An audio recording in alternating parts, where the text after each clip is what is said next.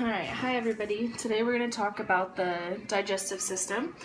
First off, we have to start the first thing you do in order to digest your food. You have to take a bite, and with that bite, you have your teeth. The teeth, you have the anterior and posterior. Anterior consists of the cuspids, bicuspids, and the laterals and the incisors. Those tear food and to take a bite, and then you have the posteriors, which is the molars and premolars that break down the food as you chew even more. When you're doing this, you have the salivary glands inside your mouth that produce saliva that have digestive enzymes. Those enzymes help break down the food as soon as you start chewing. Through this process, then you go down to the esophagus. The esophagus connects your mouth to your stomach, and it carries your food into the stomach. The stomach has three different things. You have the cardiac sphincter, and that's the first part of the stomach right here.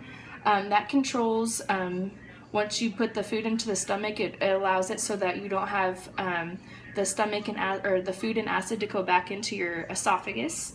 And then you have the fundus, and then the pyloric sphincter. We'll get to that.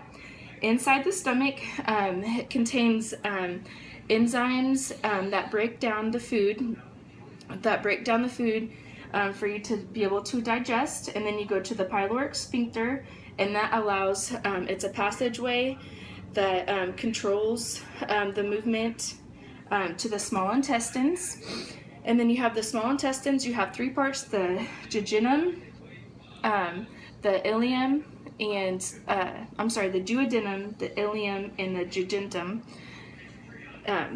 And through the small intestines, that's where most of your the breakdown of your digestive happens.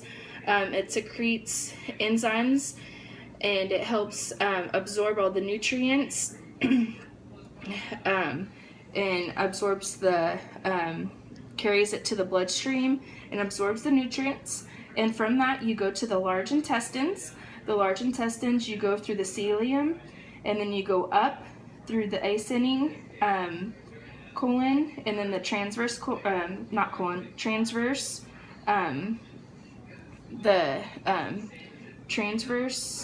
transverse of the large intestines, the descending colon, and then the sigmoid. And then the main function of the large intestines is for water absorption. And then it goes, the last stop is the rectum, which is the last stop of your food before it gets rid of all your waste, such as bile. And then it goes out, it secretes it through your anus with the bile.